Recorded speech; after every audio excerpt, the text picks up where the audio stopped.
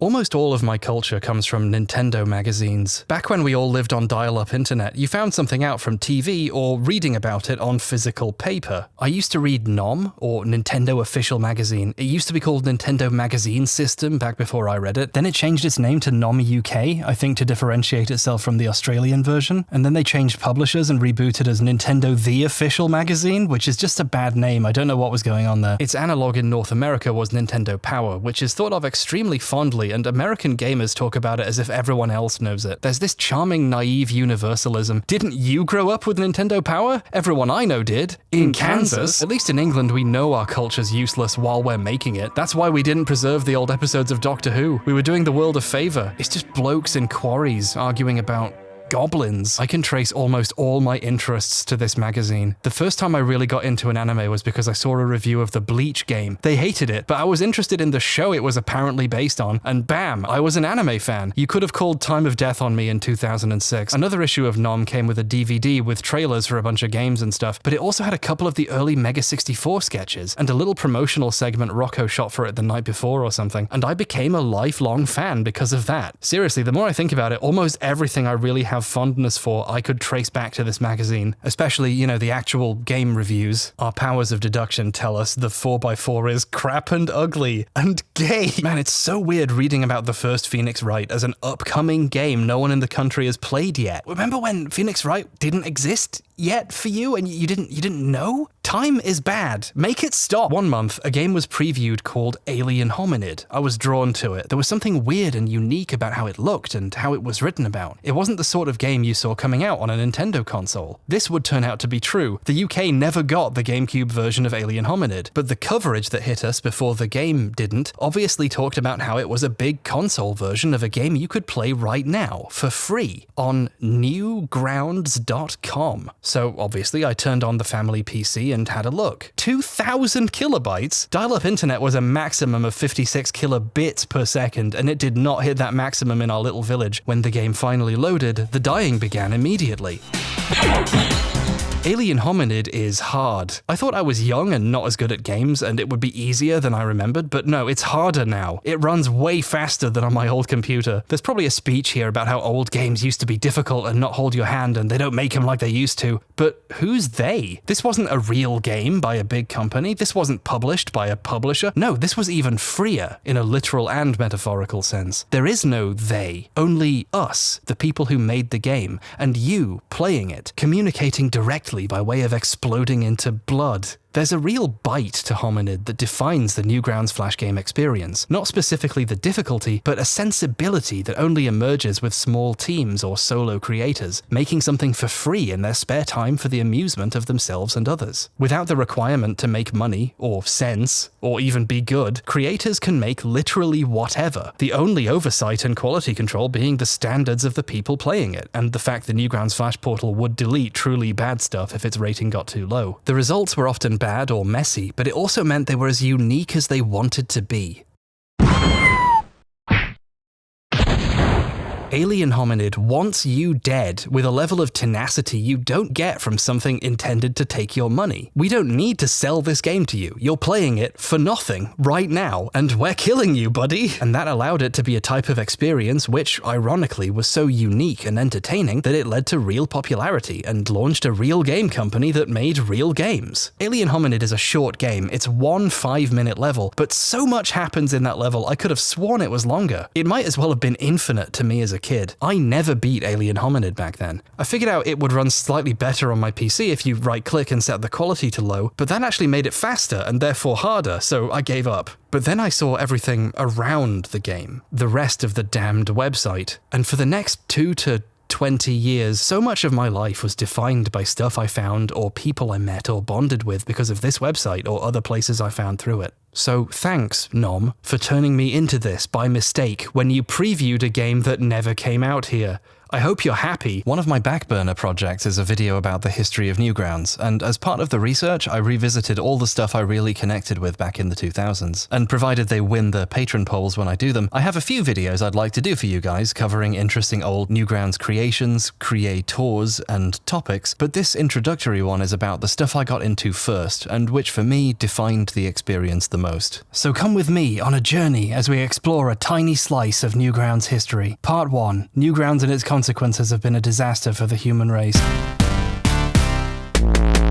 The discovery of Flash made even the computer we had into a powerhouse with access to a near infinite library of games and cartoons made by strangers, and my parents didn't realize this until the damage was already done. But how did this stuff get here?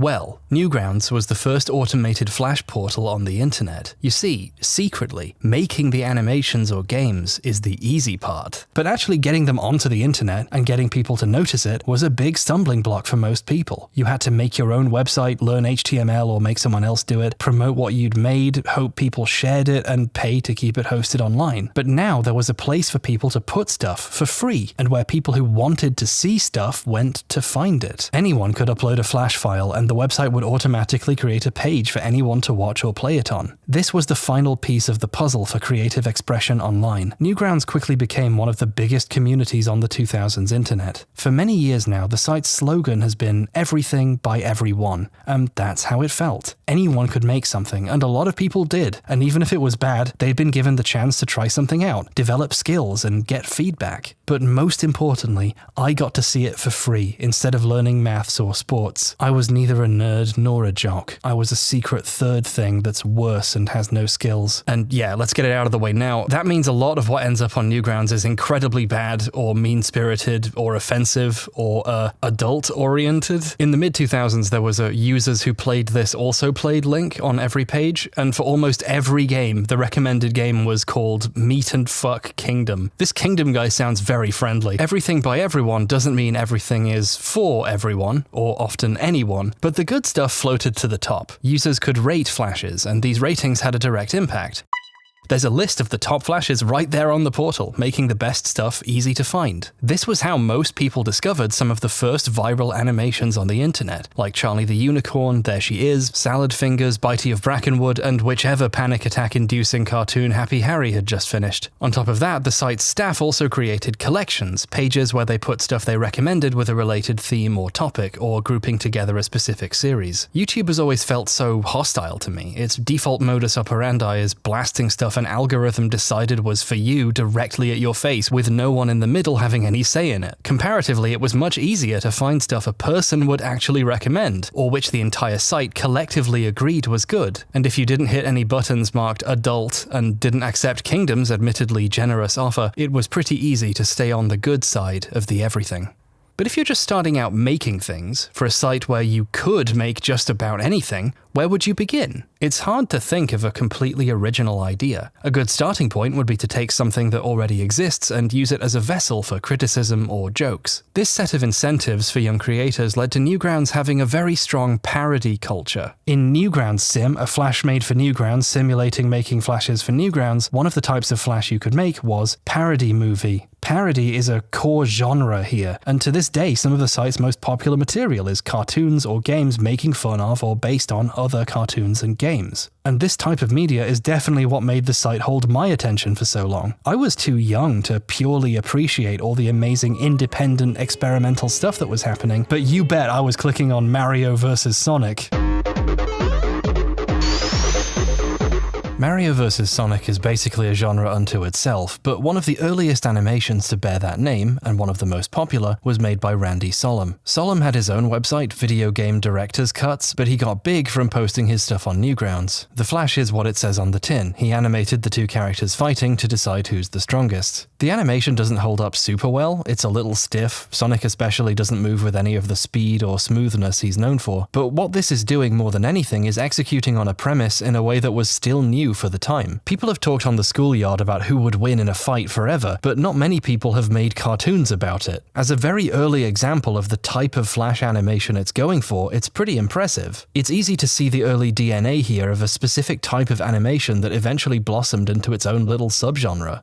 I am Shadow the Hedgehog. Popular YouTube series like Death Battle are just building on this premise, asking who would win and then depicting the deciding battle in as entertaining a way as possible. What sticks out the most looking back is how this early attempt hedges its bets. The whole point is to settle the dispute once and for all in cartoon form, but actually settling on a choice would be controversial. People would complain you were biased or try to offer counter-arguments. You'd get flamed for the rest of your life. So instead, you get to pick the winner. The movie doesn't decide anything, the coward. Nowadays, people are more willing to say who they think would win and demonstrate it in the animation. Here's why this character is stronger. But at the time, there was still a strange respect for these characters. An unwillingness to come to a conclusion about who would win. Sure, you can draw Mario shitting himself as Sonic rips him in twain, but only as a potential outcome if the viewer chooses to see it. There are also 2 extra endings, which were added afterwards since Newgrounds lets you replace the file without making a whole new page, a feature YouTube still has not implemented 20 years later, depicting Mario and Sonic making friends and Kirby killing them, or the 2 turning on the announcer, Mega Man, for being annoying and him killing them both. A 5th lost ending was later uploaded separately to avoid bloating the file size too high. In this one, Sonic goes supersonic by acquiring a power-up, which he also does in his regular victory thing. They really depict Sonic as like needing power-ups to win. It's kind of unfair, and kills Mario by pissing on him with, I'm not blurring that, it's 4 pink pixels. It's not real. It's barely legible. Animals have penises. David Attenborough doesn't have to censor. It's nature.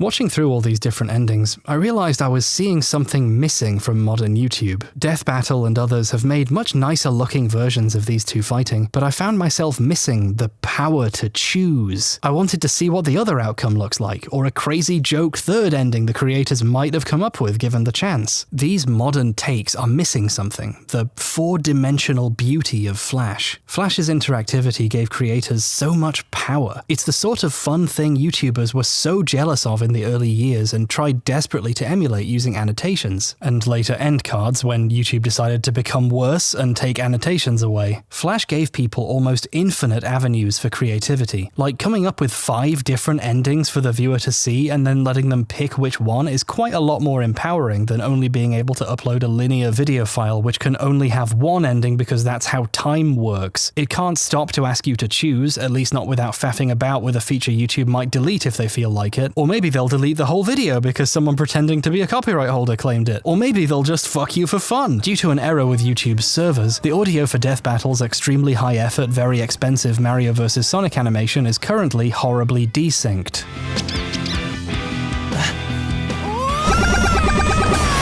I'm still seeing the character stats, but the voiceover is sure I'm watching a Blue Apron commercial. Plus, it's super simple to cook. They're non-GMO, and the meat has no added hormones. Ah, the hormones are the best part. I'm a growing boy. The internet's infrastructure is never as permanent as it seems. This can all go away, or break when you're not looking. A couple of my favorite videos from back in the day are broken now because of the decay of whatever drives these files were on YouTube's servers. This is just a personal message from me to you. Make copies of stuff you might want to see again before some idiot presses a button that breaks them, or before entropy hits it for them. Don't download my videos though, those are mine. While Mario vs. Sonic was made in Flash, it obviously isn't drawn in Flash. Solemn instead ripped the actual sprites from the original games and used them. Sprite cartoons were often looked down on by more artistically minded creators because they seemed low effort. They didn't do any drawing of their own, and it felt less transformative to use existing art instead of making it yourself. But this doesn't prevent sprite animations from being entertaining and having impressive animation by using these assets in a unique way. It's also just funnier. The fact you were watching Mario, the actual sprites of Mario you knew from the games, doing this stuff adds to the joke. The extremely expensive looking real animated version of this fight on the Death Battle channel is really impressive, but it's not as intrinsically engaging. It's 2 guys anime fighting. It's disconnected from the characters as you actually know them from the games you played. The Death Battle channel actually has an older Mario vs. Sonic animation done in sprites, and I like the vibes more. Something about it feels more appropriate, you know? You already made this one, guys. You can just admit the well is dry and do something else. No one's forcing forcing you to make Death Battle forever.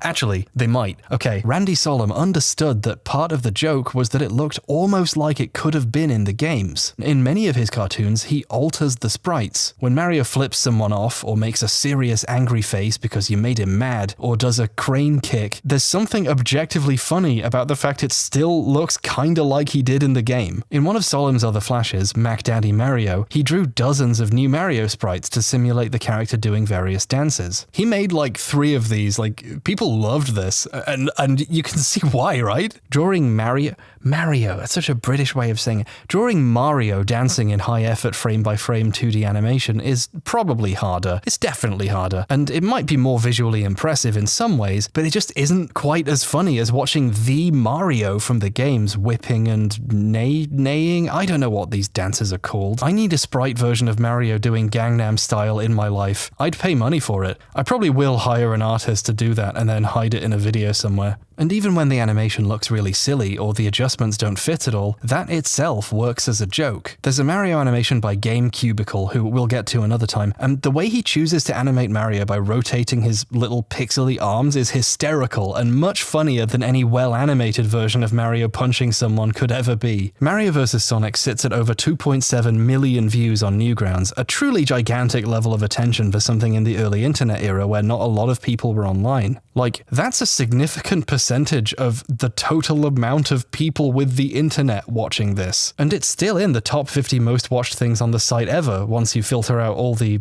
adult animations. I think it became as popular as it did, not because it's amazingly done or a really original idea, or even because people care which character is better, that's obvious, but because it's inherently appealing watching 2 video game sprites smashing into each other while Darude Sandstorm plays. You'd never get to see this in any official capacity. No company would ever sanction this. There's something illicit, illegal, almost pornographic about seeing Nintendo and Sega's sprites taken from their games and used for new purposes. The people have taken back their Marios. I'm just not good at doing voices. This type of creation is deeply rooted in fanfiction culture. People write fanfiction for the same reasons. It's easy to find a creative voice when you're working with already existing material you relate to. Fanfiction also has a sense of appropriation, of taking a little bit of ownership of something meaningful to you. Taking characters and fiction off their illusionary pedestal of ownership and using stories for their true purpose, communication of meaning, ideas, and feelings. In the same way, Solom is far more well known for telling a much grander story using existing characters as a basis.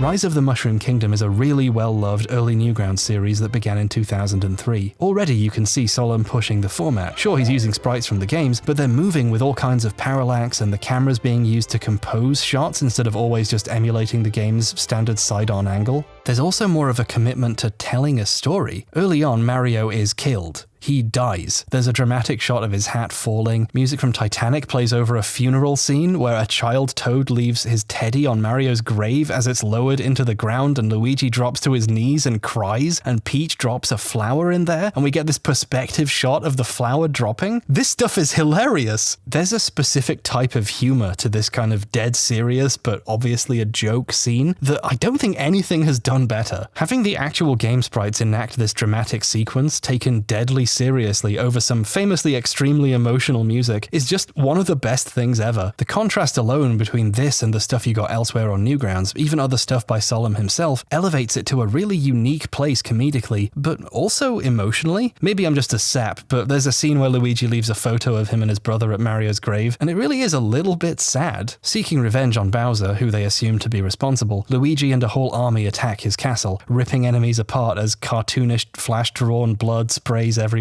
Again, the contrast between how things look in the games and the ridiculous violence and gore is still funny to me. Doing something gross with a video game sprite is such a specific type of comedy. Whenever a flash animation turns a character's head by rotating part of a sprite in a way the games never did, it's just great. To be concluded. That's right, this story is so epic it had to be a series. The second part is a series of increasingly complicated fight scenes as an army of Toads and Yoshis go to war with Bowser's minions.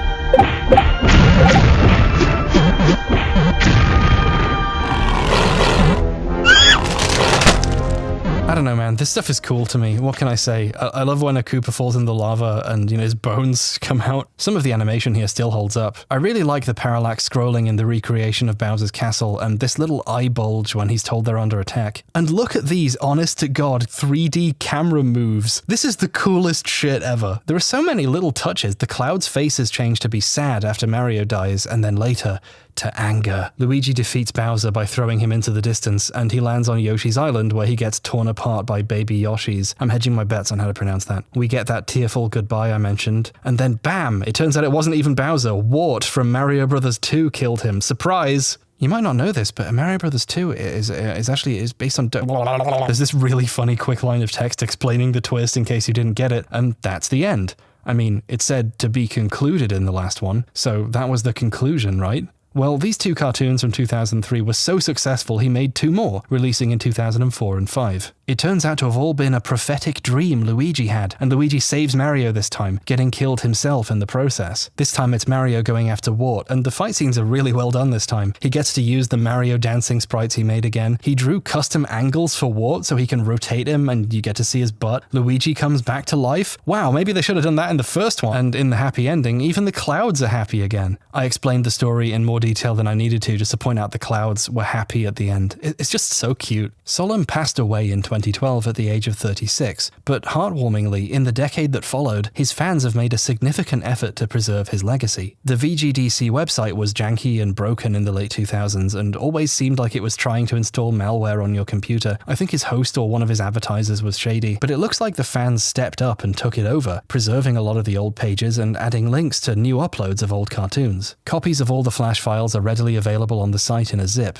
They're still on Newgrounds, at least most of them are, I think, but the fans have uploaded high-quality versions to YouTube, which is a nice effort considering exporting Flash animations into a video file takes some amount of wizardry to get right. They even reframed them to fit modern aspect ratios. It's a really nice piece of preservation, and it's cool having some of the original high-effort sprite animations easily accessible for most people to look back at. There's all kinds of really interesting sprite fan animations on YouTube now, many of which are using refined versions of techniques that have been around for 2 decades and were arguably pioneered by Solemn. This is a very specific art form, and I'm glad we can see that progression easily. A lot of animators credit Solemn with showing the potential, what could be done with a handful of sprites, and it's really nice seeing that lineage preserved. I could talk for another hour about the history of sprite animation specifically, and I will if I make more of these, but that's not all the parody genre has to offer. I want to turn our attention to another branch of the fan animation tree, the ones closer to actual animation. I, the Dark Lord Sauron,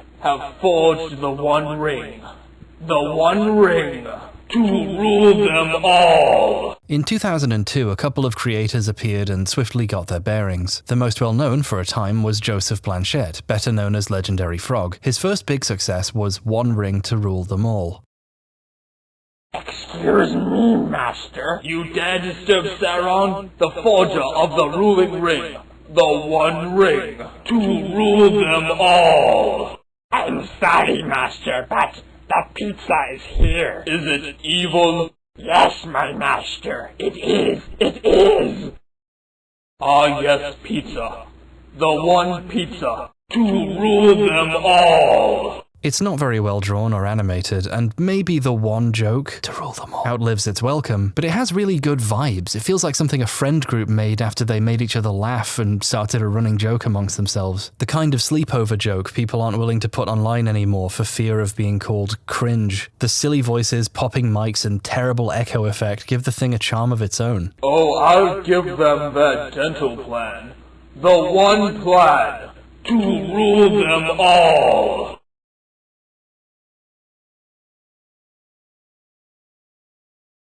Did I overdo it? I still find myself saying, "Excuse me, master," in a goblin voice sometimes instead of saying hello to people. One Ring got seen hundreds of thousands of times in its first few years on the portal. This doesn't sound like much. In modern terms, a few 100K views is no big deal, but that's still a lot of people watching a little cartoon, and in early 2000s numbers, it's an insane level of popularity. Lord of the Rings had one of those collections pages I mentioned earlier, and One Ring was at the tippy top. This was, and is, the prime example of Lord of the Rings fan animation. If you look at the Flash's description, you'll notice an interesting phrase. Now with a Frodo-licious preloader? We have some unpacking to do here. Remember when I said internet speeds weren't what they are now? For the time, this cartoon was big, an absolutely whopping 259.1 kilobytes. Over 250,000 bytes. It's really amazing how much people managed to fit into a small size back in the day. That's including all the sound, remember. Your average MP3 file is a megabyte a minute. Heck, this image I have that's a still frame of a random part of my videos is 3.3 megs, many times higher than this entire cartoon. I don't know why I have this screenshot. It just appeared in my pictures folder. Flash's vector graphics format was extremely space efficient, since instead of using pixels like most images and videos, it instead uses maths, and you can fit a lot more maths into the same space than pixels. I'm not oversimplifying, this is 100% accurate, but small as flashes are, slow download speeds could still cause issues. When you open a Flash cartoon, it just starts playing, unless the creator specifically programs it not to. It's not like a video file, there's no inherent pause function, so if your internet isn't fast enough to download what you're seeing as fast as it plays, you're gonna get stuttering and other weird problems. But a little later, as Flash itself got more sophisticated and people learned the ins and outs, the concept of a preloader was invented. People could write scripts that let the Flash detect how much of itself was downloaded. In one of its many really cool services to the community, the Newgrounds staff made an official preloader people could easily drop into their own stuff to handle this for them without needing to learn any of Flash's intricacies. Just slap this on the first frame of your cartoon and now you have a loading screen.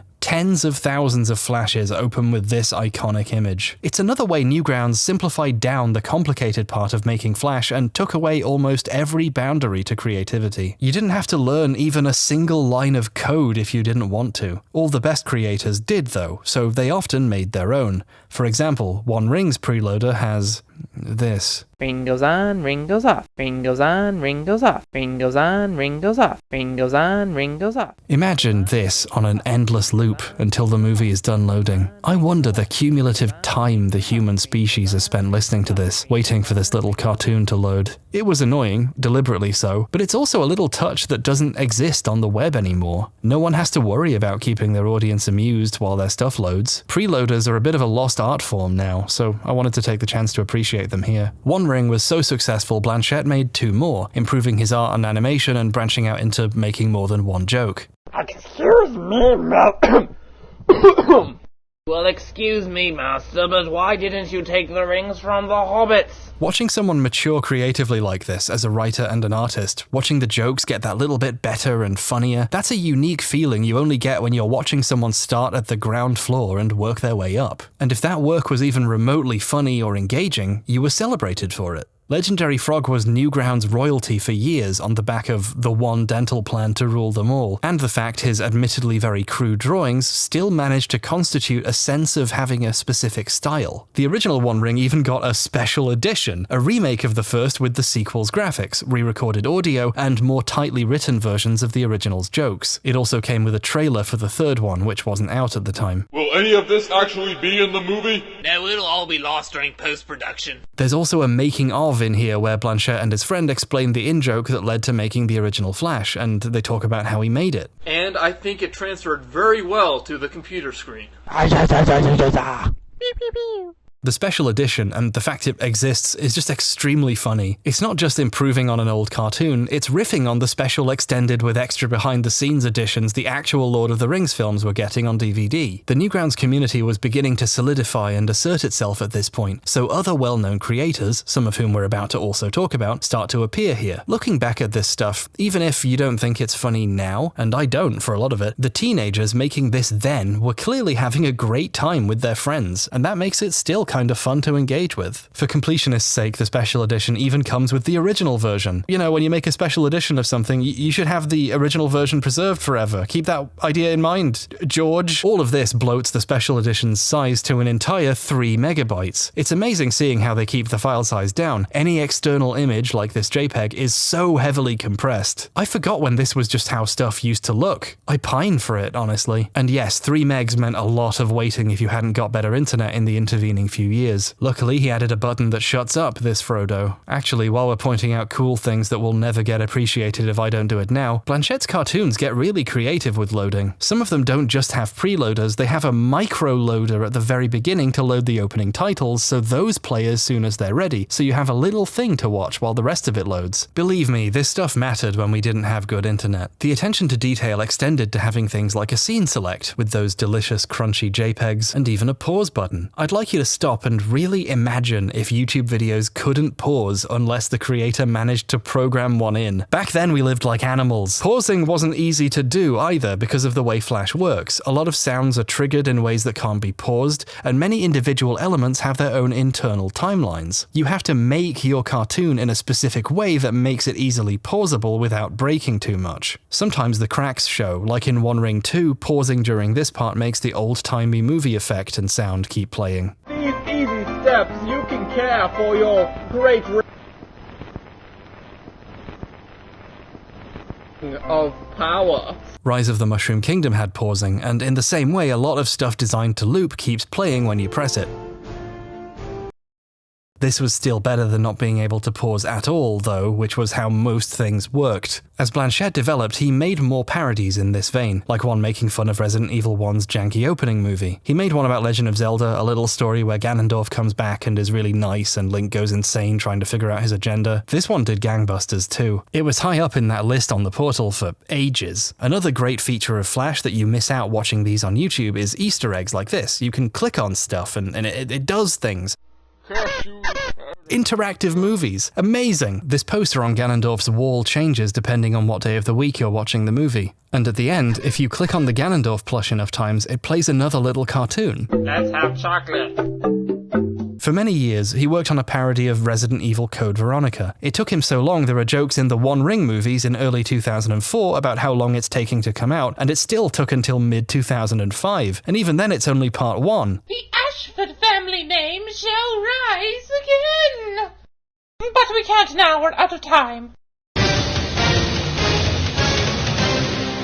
The second part was never made. I only played Code Veronica this year, so for me, that was just where Code Veronica ended. This was my Code Veronica for like 20 years, oh my god. This one has some really impressive Easter eggs. In Resident Evil, there are unlockable costumes to play through the game with, and this Flash has unlockable costumes. You can find new outfits by clicking on stuff during the cartoon. I see why this took so long now, that can't have been easy to manage. Alongside these, Blanchett made his own original works. He had his own unique characters and a whole bunch of lore and backstory I never read, but it didn't matter because the characters were cute and fun on their own, which is how it should work. This clock on the wall accurately tells time. Like seriously, look what time it is right now. Newgrounds isn't just a place to make fun of existing media and blow up Osama bin Laden. It's a chance to grow skills that are applicable in so many other ways, and experiment with making original work. This stuff is a stepping stone to creativity in all its forms, making your own stories, or maybe just cutting your teeth learning a craft and becoming an animator on more professional projects. Even when something doesn't hold up 100%, or a joke has aged horribly, having a place to start at something meant having a place to eventually become good at something. This is even more present in another set of creators starting out around the same time.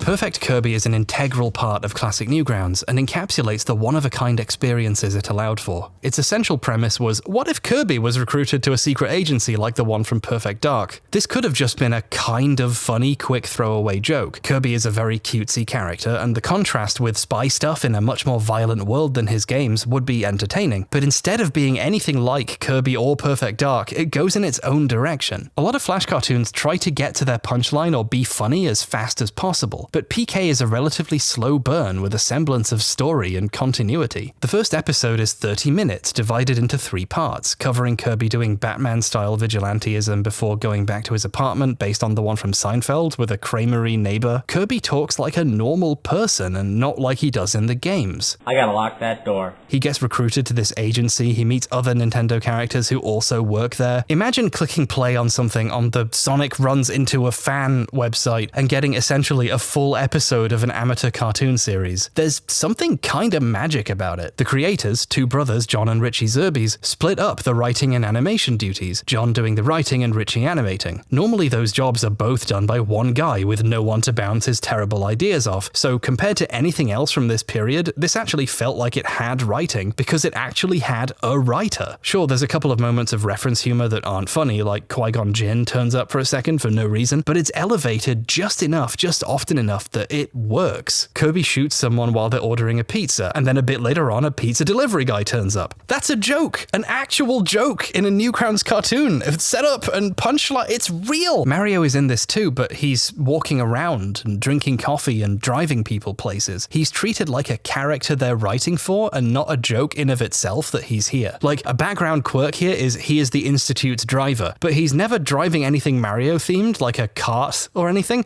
It's just like a car. Almost every time we see the iconic R-Wing from Star Fox, Mario is flying it. Let's go. I need a ride to the Institute. Now!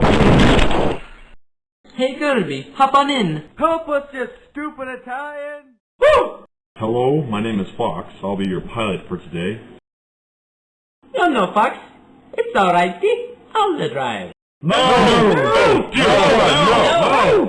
The only time we see Fox in it, it's because he's trying to get away from Mario's cooking because he only makes pasta for everyone. And when we next see it, Mario's flying it again. So off screen, he, stole it back. The comedy of Mario talking in his Mario voice to Neil, an original character who is a normal man who looks normal and talks normally, is the kind of little joke it took Nintendo 15 more years to think of. I think the perfect Kirby versions of these characters are my favorites. This Wild West non-canon abuse of existing media really gets me. The episodes have a through line to them you don't really expect from Flash cartoons from this era. That wacky neighbor could have just been a guy who was there to complete the Seinfeld reference and then be forgotten, but he actually turns out to be the villain of the first episode. His early appearance is a setup. Almost 20 minutes in, there's a twist where Kirby finds the smuggled boxes in his apartment while dropping off the mail while he's away. Like, the city will randomly be attacked by a Spanish Godzilla, but this character actually appeared in a previous episode. He is established to exist already. And then when they resolve that, it turns out Professor $99's office has been ransacked. And by the end, you find out Spanish Godzilla was released on purpose to create a distraction so the antagonist could steal something from the office. Like, there's a narrative arc in this Newgrounds Flash series from 2002. It sounds like I'm setting the bar too low, but there really is something gratifying about your attention being respected just that little bit. There's a joke where Link is looking for the Rod of Seasons and bothering people to tell him if they find it, and you really can find the Rod of Seasons in the background earlier in the show if you're looking. I don't really remember a lot of stuff I watched on Newgrounds, but Perfect Kirby stands out because it really was doing more. This aspect feels prototypical of the Venture Brothers, which, to give a sense how ahead of its time this stupid fucking cartoon is, Venture Brothers' okay first season where they were just cutting their teeth came out over a year after this.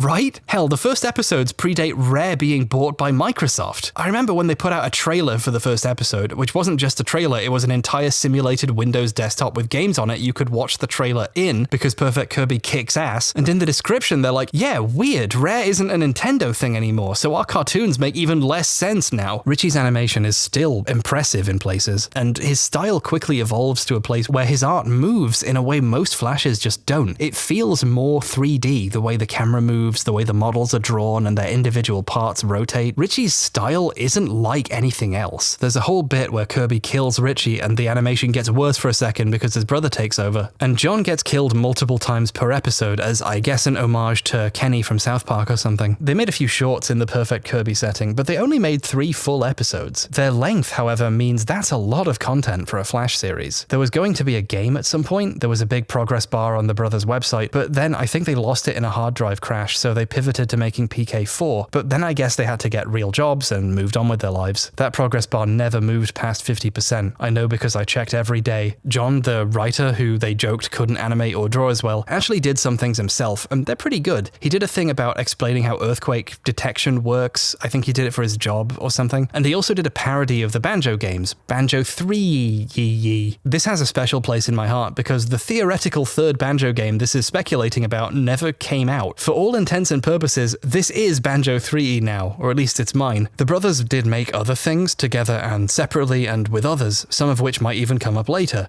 Yes, it will. But PK was really special in the window of time when it was current, and it had a big impact on me. In a way, in my heart, I'm still waiting for PK4. And maybe that's what keeps me young. But what about when we're older? What about the future? What will video games be like then?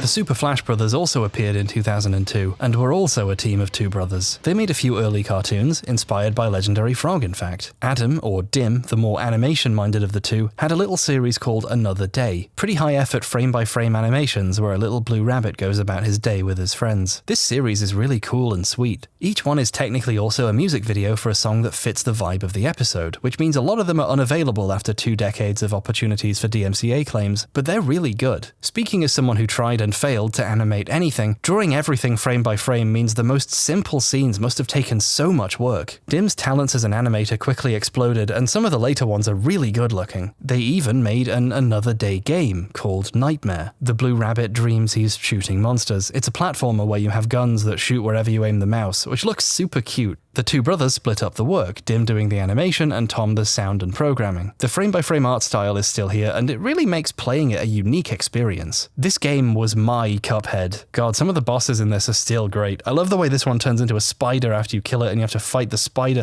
Man, this rules. These guys should make actual games. Budding creators were making original stuff for the site, without need to situate it in something that already exists. But at the same time, the work is informed by knowledge that only comes by having an affection for the rest of a medium. The tutorial explains the rabbit's jumps in relation to Dante's and says the screen transitions are like Abe's Odyssey. It's clear the two were motivated by a love and granular understanding of gaming and why these elements worked. Newgrounds was really proud of the fact stuff like Another Day was getting made for its platform. It had a collections page just for it. It's by far some of the most wholesome and at times emotionally genuine content on the site. So far, most of what we've covered here has given the impression Newgrounds was just a place to make stupid jokes and be violent and mostly parody existing media. But it wasn't just that. It was a place where anyone could be creative in whatever way that meant to them. Everything, by everyone. That made it a vessel, yes, for porn and dress-up games and the worst jokes imaginable and some truly offensive stuff, but also for something nice, or thoughtful, or meaningful. A lot of these game parodies we're talking about aren't always good just on their own merits, but they're good because they get the ball rolling for people to find ways to express themselves in other ways like this. And this is reciprocal too. The best stuff on the video game joke end is made by people with a solid grasp of their own personal creativity. In 2004, Dim, along with 2 more friends who helped with writing, made Decline of Video Gaming, a cartoon with 1.8 million views today. I'm sure you're sick of me reminding you of how the old internet worked, but that's an astronomical number. It's also the least watched entry of the main series. It's set in 2059 AD, where gaming has devolved into a mess of sequels that don't know what to do with themselves. 3 characters, played by Dim and the 2 friends, go to the game store of the future and complain about the direction games have taken, with little sketches showing what the games are like. Like, one of them tries to pick up a Final Fantasy game and the name is too long. They make fun of the Mario spin-off games by having Mario does his taxes and programs the VCR. Link collects the Master Sword and boredly adds it to the pile of Master Swords he's collected by now. Zelda, the lampshade of no real significance. Hey, check out this piece of crap I just found.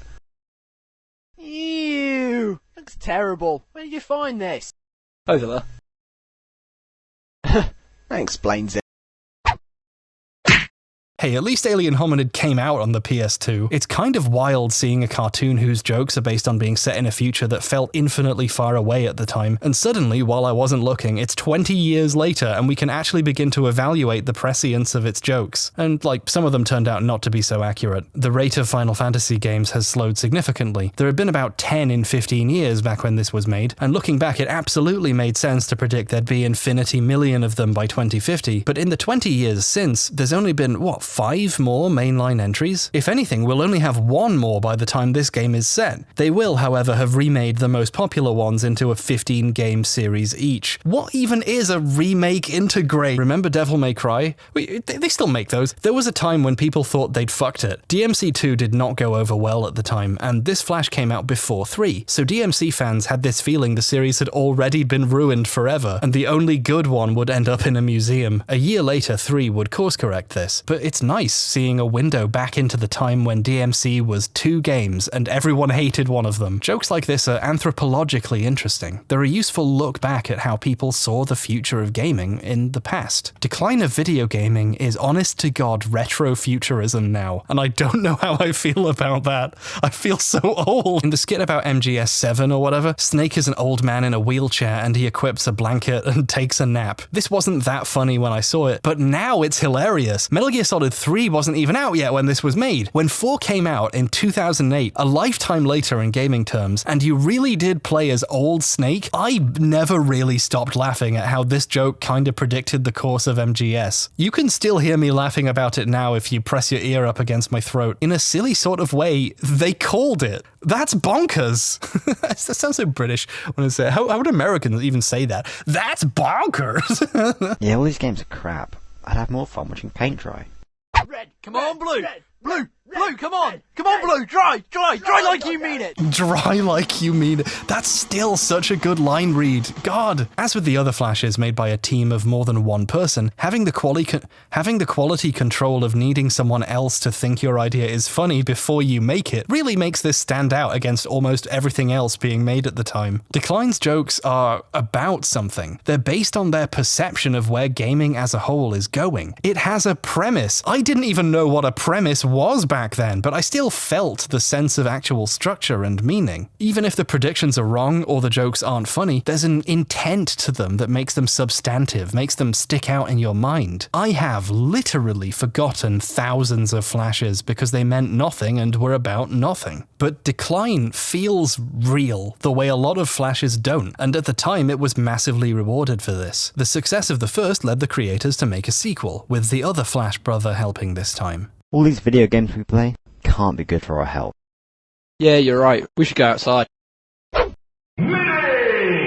Decline 2 is a Newgrounds icon. For a long time, it was really high on the list of top 100 Flashes on the portal in terms of ratings. It's also over 5 megabytes, so good luck watching that shit, buddy. But hey, remember preloaders? This Flash knew it was a little too big for some people, and they made it worth your while. Tom put his programming skills to use, and after a little bit of loading, just one wafer-thin loading screen, you got 2 games to play while you waited for the rest of it. The games Decline 1 joked about, a Mario Kart supermarket shopping mini-game where you try to collect stuff without exploding, and competitive ironing. You can even choose your iron or who you're shopping as. They're both cute little time wasters, and that's all they need to be. You're waiting for the actual Flash to download. Some of the most high-end Newgrounds stuff had preloader games like this. Some of the Perfect Kirbys had them, Legendary Frog did a Final Fantasy VII parody thing, and the Super Flash Brothers helped animate that, and they also made a preloader game for this one where you catch materia as Sephiroth throws them at you. I used to think they got the idea to make preloader games from Legendary Frog because he made this one first, but then I remembered no, they made this one for him. As someone whose internet was interminably slow until he went off to university, this stuff was so meaningful. I had to set YouTube to 360p and pause for a few minutes while videos loaded, but even when a Flash was big, I had stuff to see and do while I waited. That was just fun. The specific remix of the Sephiroth theme they used in this one never left my brain. I used to open this cartoon just to listen to it on a loop while I did something else. This one let you know how far the actual cartoon was loaded, so you knew when you could stop killing time and watch the thing. It's wild to me how the PS3 era, long after this stuff was released, was notorious for long install times before you could play its games, and I don't think any of them had anything for you to do while they were installing. At best, you got to watch Snake chain smoke his way into the mobility scooter. Flash creators respected your time a little more than the megacorps. I'd take whatever I was given. I didn't have anything better to do, but instead they gave me love. And something more important than love, bonus unlockables.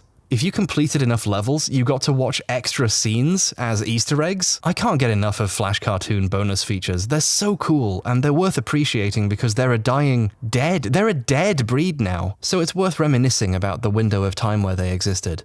Thanks for letting me go into such a deep tangent on preloaders. I promise there's a point to all this. It turns out to be part of this video's thesis at the end, I swear. Decline 2 is set in the present day, but has the same characters as previously. They go to E3 and make fun of the games, and there's little sketches to enunciate their point. It's fun. Since Tom worked on this one, he's a character in it now too, as the designated they kill him for a joke character. Oh my god, I'm on fire! There's so many different sketches and scenes and characters and voices, they really make it worth those 5 megabytes. They're also really pushing the boundaries of Flash as a medium. Literally, this Flash was so complicated it didn't run well on some computers. In addition to the usual handy features people don't normally bother to add like pause and scene selection, they have a quality selector, so you can turn down Flash's internal rendering quality so the scenes run well for you. And even then, some scenes were so complex they lock the quality to medium for a bit because at the time barely any computers could run it without the audio going out of sync.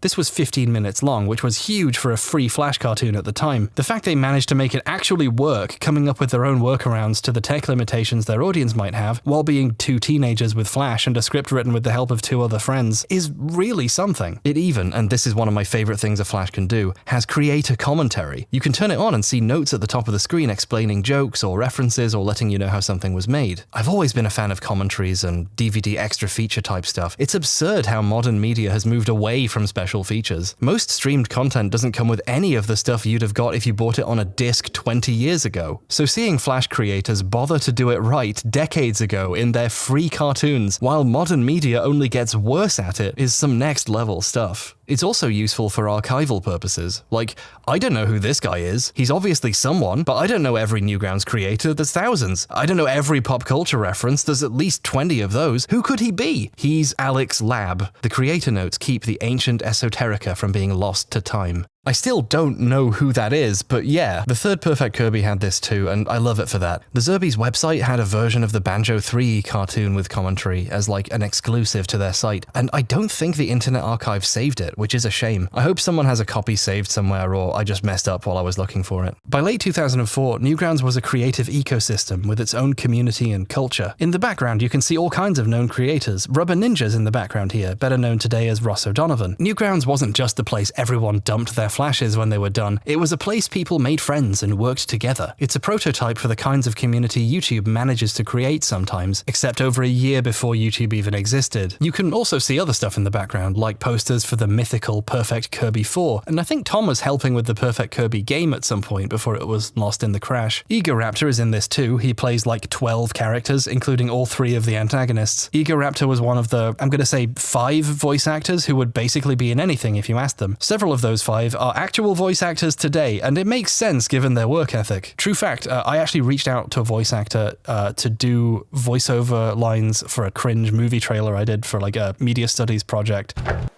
And he did it. And that guy is in Breath of the Wild. He voices Mister in fucking JoJo. Like, like what the fuck happened? And one of the other Newgrounds staples is Jolene now.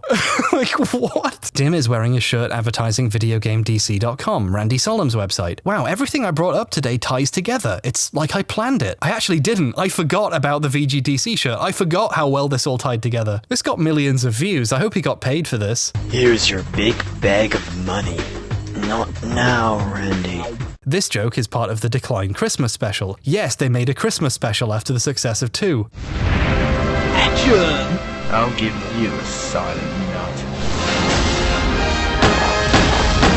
The Christmas special has a poster for the PK game. Okay, yeah, it says right there they were working on it too. If you want a sign how influential Perfect Kirby was, the 4th episode and game are being advertised across multiple years of other people's Flash cartoons. Wow, look at all these guys. The Flash Brothers, John and Richie Zerbies, Legendary Frog. They're clearly fans of each other's stuff and pop up in the background and share voice actors. They should just make something together. Oh wait, they did! Newgrounds, being a fairly close-knit community, was very prone to the creation of collabs. Collabs are, well, collaborations between different creators. Sometimes these are music videos with animators working on different sections of the song and doing whatever they want. Sometimes they're one long animation with the work shared between different creators, sort of how an actual animation is made. And sometimes it's a series of shorts connected together. One very popular incarnation of these nowadays is projects that completely remake something with all new animators, like Shrek Retold or the Mama Luigi project. project. One of the earliest collabs was The Matrix Has You, a reference to a line from The Matrix. The decision to make it was inspired largely by The Animatrix, an anthology film in the Matrix setting with a bunch of shorts in it all made by different studios. Joseph Blanchett decided, hey, why don't I get a bunch of people I like together and do some of those? Bam! A series of shorts making fun of different parts of the original movies in a wide variety of styles. Each short loaded independently, so if you were on dial-up or sneakily watching it at school, you could start watching as soon as the first one was done. Some of these are still funny in places. There's ones made by Blanchett, the Flash Bros, and the Zerbies, and ones made by people I found out from this collab. Hey, what's that over there? It was a great way of broadcasting less well-known folks, and contributes to that collective spirit I won't shut up about. The Flash Brothers one has a poster teasing Nightmare 2, which was a joke. I don't think they ever actually planned to make one. In your dreams, hahaha. The Matrix Has You has over 3.5 million views. You don't need me to tell you at this point, that's fuck off big boy bazinga numbers. That's like top 20 most watched cartoons ever on the site. A second was made soon after, The Matrix Still Has You, with even more contributors. I think the second started being made before the first one was even done. Actually, the Flash Brothers one was made for the second one, but they finished it really fast, and one that was meant to be in the first one got delayed. So that's some interesting trivia. Many other collabs of this nature were inspired by this one. The Nintendo series is really popular. I never got into it because they started coming out when I was kind of past my Newgrounds era. I'd turned 19 by then. I had adult interests for grown-ups, like arguing about movies on internet forums and getting drunk on free wine at poetry slams. A friend once told me, The Breakfast Club is the kind of movie where if you watch it at the right time in your life, it's genius, and at the wrong time, it's stupid. There's a window and it closes. I don't agree with that. I think Breakfast Club is just always great. But he'd have been right if he was talking about Newgrounds.com. There's definitely a period in your life where this stuff is funny. Sure, I grew out of it, and I think almost everyone does, but the years where it matters are fun and informative, and the people who made stuff for it also graduated into other places. And the next generation that came in after probably did the same. For another example of Newgrounds as a stepping stone on a journey, well, let's talk about Decline 3. I still remember the day Decline 3 came out. The excitement that it was real and it was here. The wait to download and watch it. It's a lot of fun. I know Newgrounds is an extremely esoteric thing with very you-had-to-be-there vibes, and many of Decline 3's jokes play off conventions established in previous episodes of themselves, like how Tom keeps almost catching fire because he caught fire and died in previous episodes. But hey, I'm willing to admit, there was a time when this was the coolest thing ever. You had to be there, but I was there. And I loved it. But why haven't you talked about Decline 3's preloader game, H-Bomb? You've been needlessly in depth about that so far. What's wrong with you? Did it just not have one? Well, yes and no. Decline 3 was 7.5 megabytes. I think they had to get special permission to upload it because that's higher than the maximum size a flash could be at the time. And bloating it even further with a game probably felt inappropriate, but they still made one. You just had to open it separately if you wanted to play it while you waited. Remember that joke game in the first one?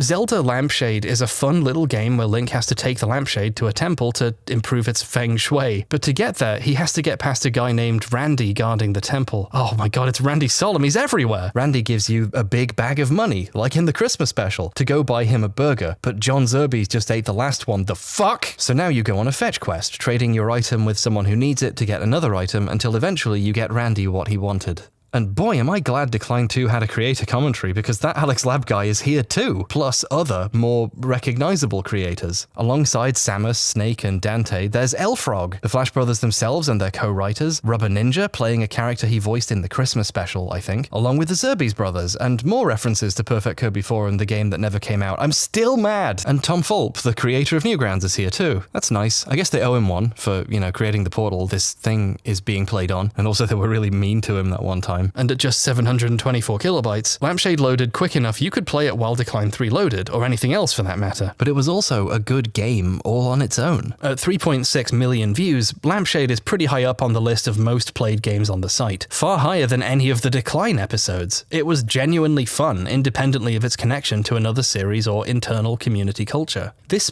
preloader game, this tiny thing they made to tide you over while you waited for their big cartoon to download, is one of the most played games in the history of Newgrounds because it's fun just by itself. It's funny and cute, and you know what? Between this and Nightmare, I'm starting to think these guys could be real game designers. Well, they are. After making a ton of little Flash games, one they did in 2007, Detective Grimoire, left an impression on them as something that could be developed further. In 2012, their Kickstarter for a proper Detective Grimoire game raised almost $30,000. It came out on Steam in 2014. They made a sequel in 2019. It rules. Also, they made snipper clips. The guys who did this made snipper clips. Life is good. This May, while I was making this video, they released Crow Country, a survival horror game inspired by the PS1 era. It's bloody fantastic.